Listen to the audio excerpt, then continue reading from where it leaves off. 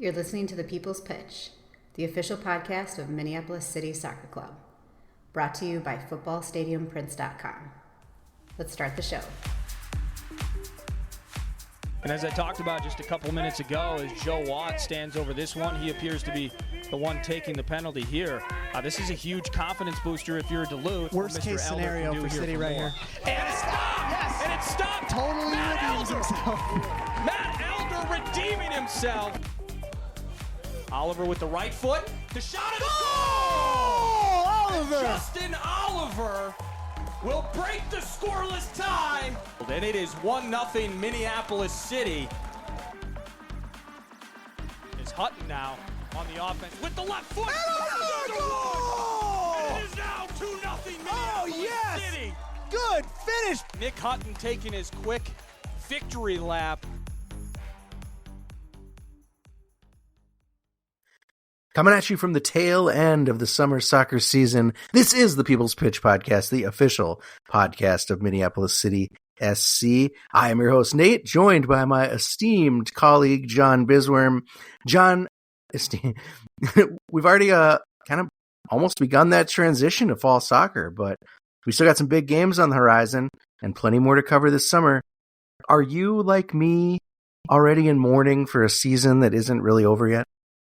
You know what? I was thinking about this today, knowing that we were going to be chit-chatting here, and I kind of am a little bit because of what we saw the Oliver Flintham era kind of turn into as the season went on, with really just one bad, forgettable night in Milwaukee, which was unfortunate for me being there, being around all my friends, being like, what the hell happened to your team?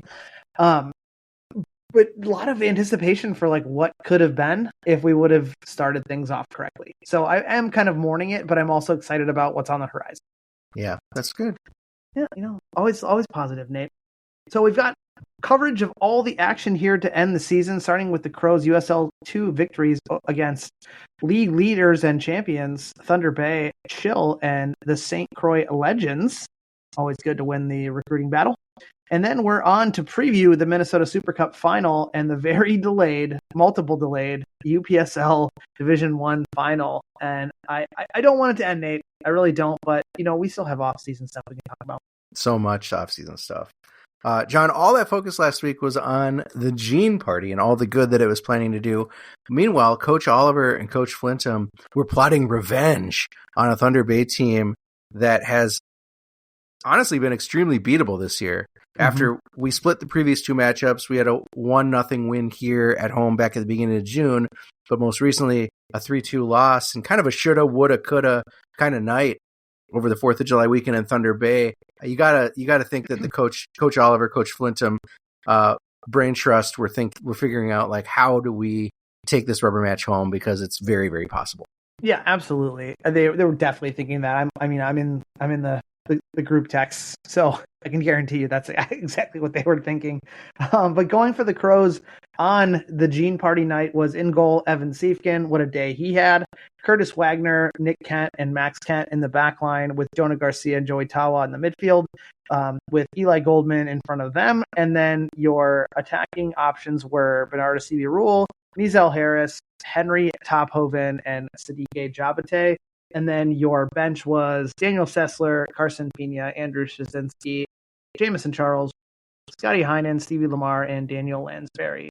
So as far as this one goes, Nate, I'm going to be real brief with my recaps here. The first half of the Thunder Bay game was pedal down for City. So you saw the continued high press system that Coach Oliver brought in. But here's one thing that I noticed is that Thunder Bay had already wrapped up the division a few nights prior against beating the St. Croix Legends down at Pony Stadium. And there were some names missing from the starting lineup. Most important in my perspective was no Diego Reveco and no McDonald Nibia. So I was like, interesting. They're clearly resting some starters for the playoffs. Yep. Already locked things up. But here's what I'll say about that is there was a situation where guys that either were starters throughout the season that still continued to start that game, or guys that came off the bench and it was their opportunity. I actually thought, Nate, that they played way better soccer without Reveco in the lineup, who is clearly their best player. Well, actually, Nibia is their best player, in my opinion, but their best attacking option in Reveco, because there was just anything that they put together of substance was coming from multiple different ways, and we were ready for win the ball, put it down, turn around, kick it to Reveco, which is what we saw for 2 straight matches.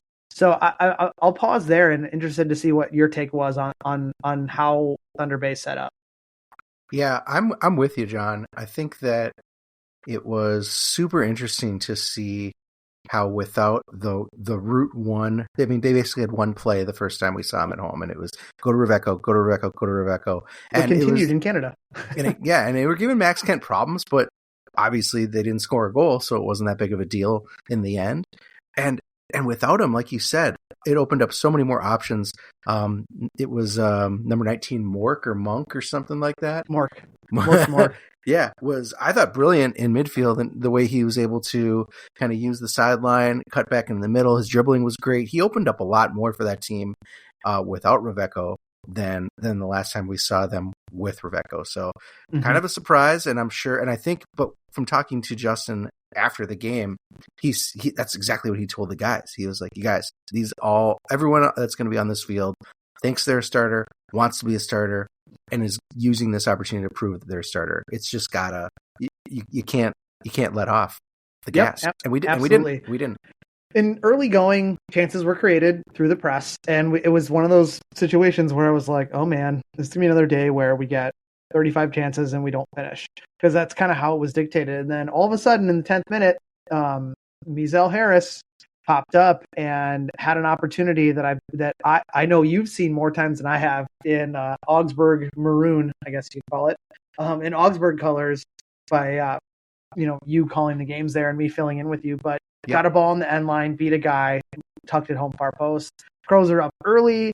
The party had already started with the Gene party. Now, like, everyone was into it. Early goal, got a lead. And then it was kind of just back and forth soccer. I thought that after that first goal, it kind of woke up the chill a little bit, and the scales tipped downhill, and they were kind of creating chances. But Evan Seifin was coming up big, and came up even bigger in the game we'll talk about here in a second. But Evan Seifin was coming up big. The back line was kind of sorting some things out. They did go 2 strikers on us, which they didn't do the first time around. So you saw that there was a lot more direct balls going into the back line of the Kent brothers and Wagner, and they were equal to the task. And then in the 45th minute plus, Sadike Jabate popped up for his second game in a row, scoring right in stoppage time, right before half, and 2-0 to the good guys, going into half. Yeah. First thing, that Mizel Harris goal was phenomenal. You think about how the corner came in, and Eli could have brought it down in traffic and tried to turn and take the shot, but the fact that he let it go because he saw out of the corner of his eye Mizel coming in as a late runner to the far side, late runner into the box, and just the way he one-timed it, volleyed it into the ground, and bouncing it past the keeper was quite the bit of class that we have become used to seeing out of Mizel, both at the UPSL level and, of course, at the MIAC level. So that was nice. The other thing I'd want to point out about that 45th plus goal is it might have been the third opportunity, but that where Sadike was able to smash it in, like kind of shot block, rebound. Finally, it goes in. And I'll tell you, John, those were the shots that weren't falling for us early in the season, right?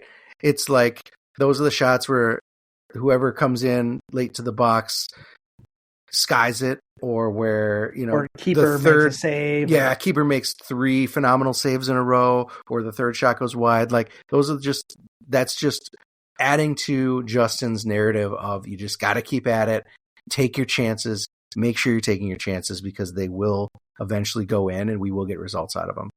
Yep, absolutely. So second half rolls around, and I'm going to be real brief with this one too. Actually briefer. In my opinion, it was Minneapolis City was in third gear and the Thunder Bay Chill were in second gear the whole entire half. Some chances were created, nothing of real substance that really tested either goalkeeper. And then in the 85th minute, after all the subs had been made and people were already on their 1 foot on their way to the corner bar for the post-Gene party. And Thunder Bay was able to sneak one in. Tisipe was able to find the back of the net. And it was kind of like one of those ones where it was like, all right, go ahead, have one. We're going to take the 3 points. And that's how it ended. Yeah, I mean, I guess it felt a little nervier than you describe after they did get that goal. But I don't think we were ever in any danger of losing the game, but definitely we wanted to hang on for the 3 points. And getting 6 points out of Thunder Bay is exactly what we needed out of this season, John. And we were the only team to do that, right? Yeah. Well, I mean, because we played them 3 times. But when you think about the... Hey, don't rain on my parade here. I'm just thinking like early in the season, I've come back to this a lot, when we looked at, or before the season, when we looked at the schedule and we were like, 3 games against Thunder Bay. Crap. At least we've got 3 games against Bavarians. And it like worked out exactly the opposite of how we predicted it. So I'm just so happy that we were able to take Thunder Bay down twice in one season. And we might be the only team we probably were the only team that did it twice. Yep, exactly. Well, final thoughts on this one, Nate. For me, super simple. It felt like the old days of the Nelly, didn't it? Oh, Packed absolutely. house, lots of energy, kind of team feeding off of it, scoring some nice goals, creating chances, like in control, I think, from start to finish.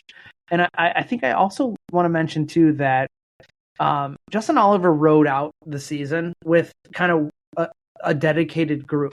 So you look at some of the players that had left. We all of a sudden saw Morgan Olson turn into a whole different player.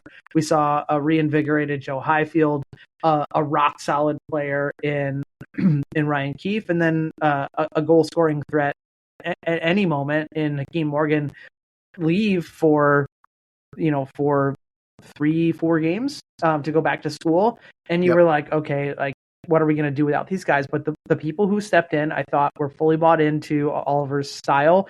And we talked about it in the beginning of the show, like, the fall's coming, but man, like, if we could have had all of those guys together, maybe we sneak into the playoffs. Yeah.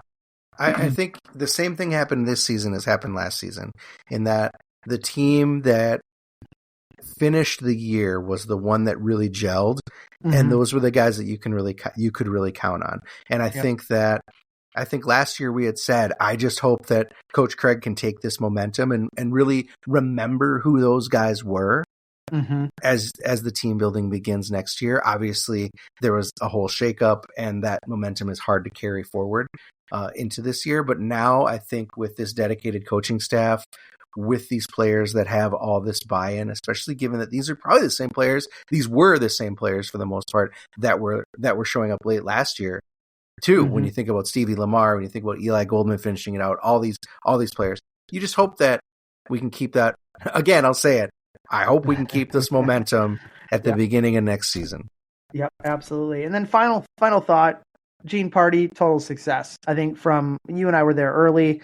From early goings, outside of the weird pizza truck that we had as we scarfed down a late dinner before kickoff, I thought total success from the party standpoint, from the charitable giving standpoint, raising almost $11,000 for Masonic Children's Hospital, to the fact that we took home 3 points, to the fact that it was your birthday and you had a fun enough time where someone had to drive you home. It was all a great day, Nate. Yeah, it absolutely was. The celebration was great, but it was back to business. My outfit was great. Your outfit was great. It was, but it was back to business. The Crows only had 1 day off before a mostly unchanged roster closed out the season in Stillwater against the St. Croix Legends. Yep. So, like you said, mostly. Actually, I'm looking down here. One change. Yep, one change. Curtis Wagner left for college. So it was Evan Tiefkin in goal. Jonah Garcia slid into the right center back position with the Kemp brothers, and then Jamison Charles took his vacated spot in the center midfield next to Joey Tawa, and then unchanged attack. Actually, no, I'm sorry. There was another change in attack. It was Eli Goldman, Bernardo Rule, Andrew Jazinski stepped into the left wing spot, and Henry Tophoven was matched with Nizel Harris up top. And then where the changes really came, Nate, is in the sub bench. You still had Sessler as your backup goalkeeping option, but then you saw futures call up Sam Keating, and Jordan Ross, paired with Scotty Heinen and Lionel Vang, coming back from a lengthy. He's been sick, so he wasn't able for selection due to being under the weather for a handful of games. Finally healthy enough, comes back in, and then Stevie Lamar and Daniel Lance. Nice. Yeah, John, this game is a tricky one, of course, due to all the history between the teams, but also because it's the Oliver Hivemind derby, right? We talked to Justin on Friday night about this one, and he was sure he's sure that Tyler knows his weaknesses tactically, but he was concerned about making any adjustments to address those and tip his hand about how to deal with Tyler at the Minnesota Super Cup. I mean, what's your take? Was this the match? I mean, and so Justin was just kind of like, "Hey, we'll just play our game, and whatever happens, happens." And I hope we can finish the season strong. What did Justin say at the corner bar about his deficiency? I was trying to remember what that was. I don't want to put it out there, but it was very specific. Yeah, it was like, it wasn't just like, yeah, he knows I have a hard time dealing with wingbacks or something. It was like, when I switch to this spot and I only use these guys in this role, he knows exactly how to attack me. And it's just like, dude, I can't it's like chess. It's like 3-dimensional chess or whatever. Right. But I don't know. What do you think? Like, going into this St. Croix match, was this the one to just kind of like, we'll see what happens because we really want to focus on the Super Cup? No, I think this was probably a tale that they've seen in the Oliver household since they were little kids. And there's one ice cream sandwich left in the freezer, and who can eat dinner the fastest to be able to get to dessert quicker. And I think that was it. Like, there's no way on this planet where either of them wanted to lose to the other.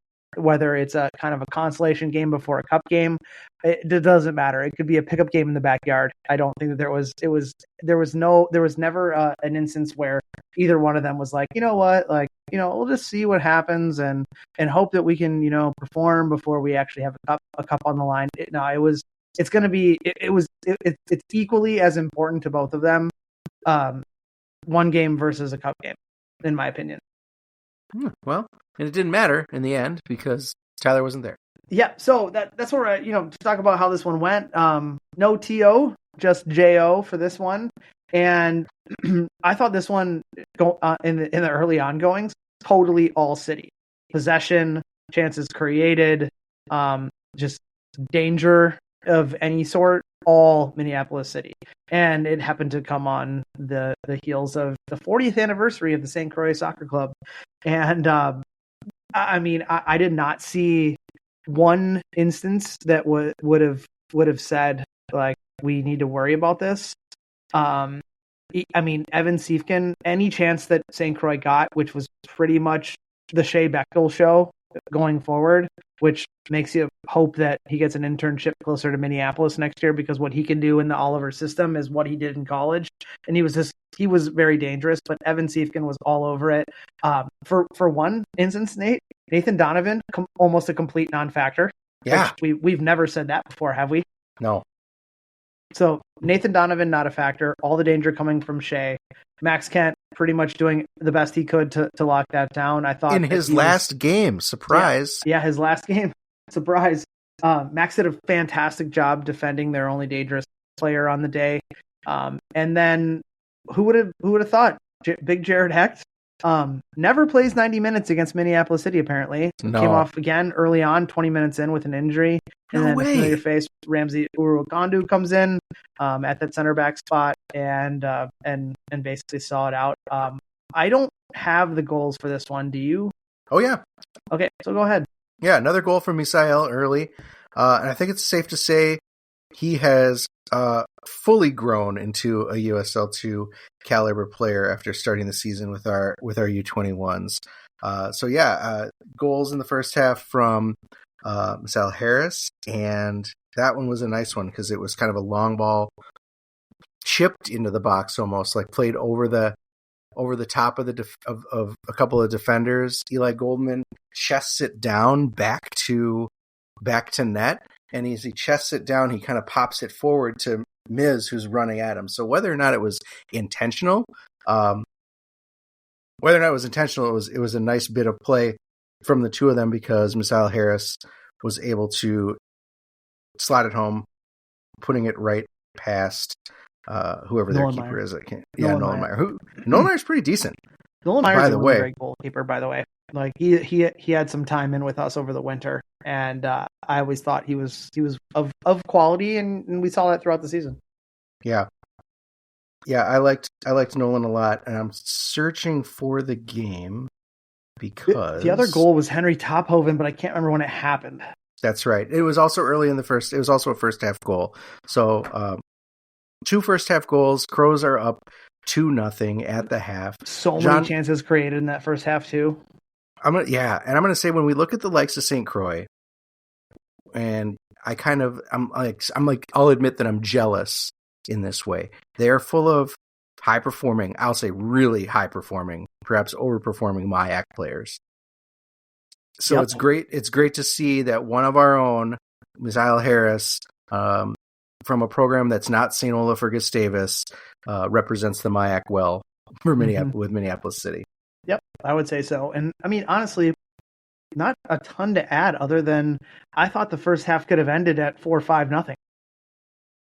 It could have. We were taking our chances, right? And I think because of that, I'm sure that tactical changes were on the schedule for St. Croix, but those were thrown out the window when in the 56th minute, Jamison Charles gathers a loose ball that Luca contestable. He couldn't wrangle it out of the air. I think it kind of like he tries to chest it, takes a weird bounce off his leg, and Jamison gathers it up, and Luca steps up to make the challenge, and whether it's intentional or not, it doesn't really matter. He studs up basically all the way down Jamison's shin before shouldering him to the ground. And the ref saw enough in that to give him a straight red. The booth didn't see it, but after watching it in slow-mo, I was on board. At regular speed, it looks like he just kind of goes in, challenges, it's a foul, definitely, but shoulders him a little bit, and Jamison goes down to the ground hard. I couldn't believe the red, but I played it back at like half speed, and you can see that Luca goes in, studs up at knee level to Jamison, and catches him all the way down his shin, and that's what the ref saw to give him the red, I gotta assume. Yeah, it was funny, like watching that game in the booth, being like, "Well, he must have said something." Like, no, dude. That's right. That's what they said. He went straight over the ball, and like you said, intentional or not, the referee was right there. And like, what are you going to say to a ref for them to give you a straight red? Like, I'll kill your family. That's probably in the category, but I don't think that was not what was said at all. It was the challenge, and the challenge was the fact that he went over the ball and got a player studs up. That's straight red, like any day. Yeah. One thing I'll say. Oh, go ahead. Did you? No, you go ahead. Other notes. I was going to say one thing I'll say is I tuned in late to this game, and while City was able to close it out and keep the clean sheet, I didn't see the first half. I got to rewind and watch it later.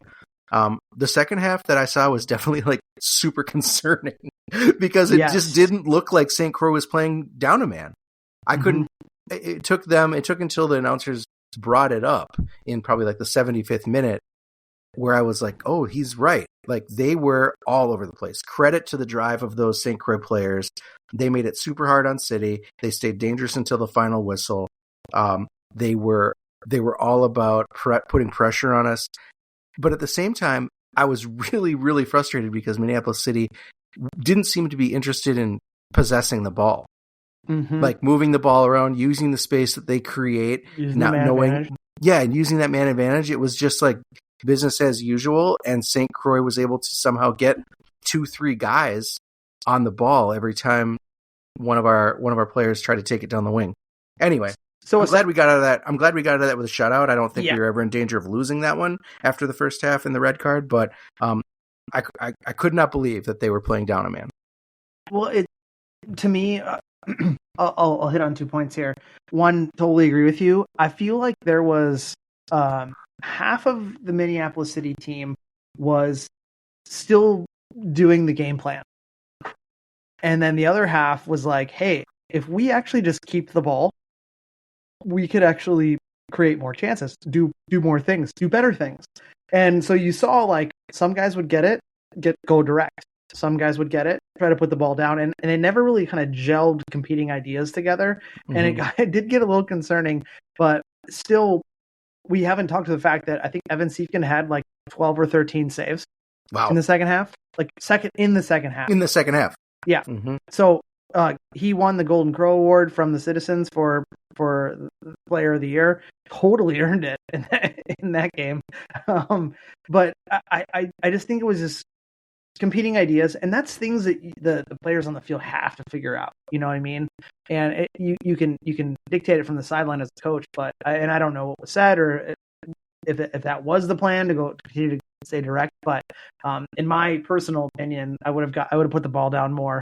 I would have utilized the space like you talked about. I would have tried to find the open man and just made them chase. It was hot as hell, and we could have done better. Second thing is, what a juxtaposition from when we were in flux with having Matt step in to coach the first time we played them to, I mean, yes, you're without Tyler for this game, and you have Justin in, obviously, but totally different from the loss we took at home against them when the club was in real peril to then what we saw last weekend. Yeah, it was definitely a down point in the season when we welcomed St. Croix and they took us out. Nice to round out the year with a really convincing victory on the road against our closest rivals, for sure. Yep. And all more this soccer, Nate. More soccer. Yeah. All this adds another level of drama to the Minnesota Super Cup final, where both those teams, Minneapolis City and St. Croix Legends, hope to cap off, I'll say, a decidedly mid-season with some hardware. What adjustments do you see the Crows making, John, from a game plan standpoint? And what kind of roster adjustments are going to need to be made given the late July kickoff? I mean, honestly, it's super simple, Nate. I think the plan of attack is continue with doing what's working, and then it's what warm bodies are left. That's it. Full stop. Yeah, and I think hopefully it's we saw the core of that last week at St. Croix. I'm not sure who would have to go back to school, 11 days later, but there's probably some guys. You never know amongst the guys that we have that are in D1 programs when they get called back. But I know even like end of July, you're playing with fire because most everyone is back early, like first week in August. Well, I mean, remember many moons ago when we went to Detroit City with basically 9 guys, and we had to call in. We had to call in guys who no longer lived in Minnesota to come play. You're right. You're playing with fire and when you get into July because players leave, and we had some players leave in June. But I would also have to feel that there were some players. I'm not going to name any names, but maybe some injury concern, and that some players shutting themselves down before they go into their college, the start of their college season on both sides of the ball, not just on Minneapolis City. Yep. But as far as my keys to victory go for this one, whoever can make it, just stick to the game plan and let the Olivers fight it out in the parking lot or over a spaghetti dinner at mom's house after. Yeah. Well, John, what are your keys to victory in this game? What do you think Minneapolis City needs to do to pull it off, given that, there might be some guys that aren't going to be playing or that are shutting it down or are already back at school on both sides? Well, if the roster is going to be different, I feel like Minneapolis City has the depth luxury of having more players within the club that are at a little bit higher of a caliber or higher performing. So fingers crossed on that. I think for St. Croix, I don't know what they're going to have at their disposal, but you'd have to believe if they have to dip down into what we saw in the UPSL this season, and Minneapolis City has to do the same thing. I feel like Minneapolis City has the man advantage there, but I think it's finishing. Like the system creates chances no matter who's there, so you got to finish, and and hopefully we have the luxury of someone like Henry Topoven who doesn't have to go back to Division I college, who is a proven USL2 caliber striker. So I look for Henry to have a big day if we can continue to create those chances. He can put on his finishing boots. Yeah, I'm with you, John. I think execution is my biggest key to victory. Execution and intensity. When you think about making sure that you stick to the game plan and executing that game plan, that is key. We saw how both of those could come into play on Sunday. Clinical execution gives us a 2-0 lead in the first half, but that signature St. Croix intensity kept them in the game as they disrupted City's ability to maintain possession and kill the clock. So we're going to have to match them on both terms. Mm-hmm. The Minnesota Super Cup final is coming up. It's July 25th at the neutral ground of Macalester College against St. Croix Legends. Tickets are on sale now at mnsupercup.com.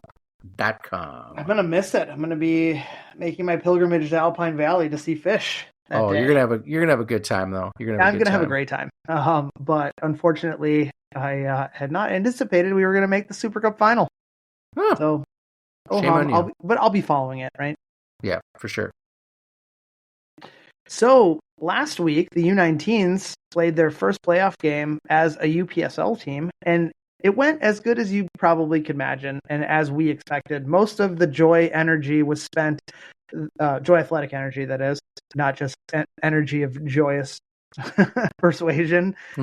Most of Joy Athletics energy was spent on their NPSL playoff game in Moorhead, leaving the Goats' own version of their U19 squad to line up against against the Crows at Edor Nelson Field, which was basically a very short. I think they had 14 players, so it was very short-handed, and a lot of those players had just gotten off of the road trip from the futsal national championship. So we had an advantage.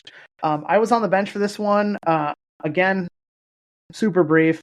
This was one-way traffic for Minneapolis City, and I think that Coach Heinen has and we have talked about it like at length, that this team has been hitting their stride and has been doing everything that they possibly could towards the end of that season. They were a late game tying goal against the eventual league champions Bateau from actually winning the division.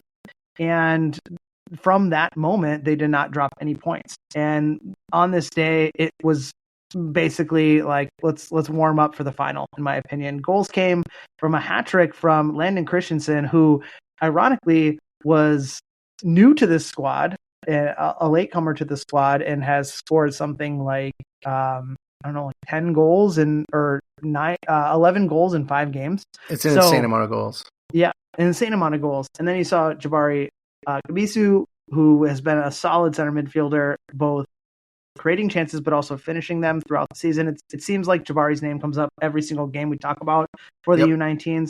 Charlie Pilar added another goal in the 36th minute. Ethan Lemoyne got on the scoring in the second half. And then, Eric Knoll scored in the 72nd minute.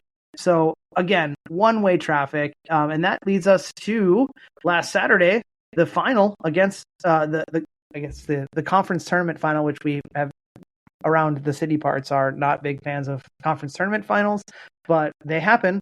And that was supposed to be on Saturday in Eau Claire. We got there. You were there, Nate. I was there as well. Yeah. And here's what happened. Game started a few minutes late due to watching the weather radar, not due to presidential candidate getting shot. We didn't find that out until after the game.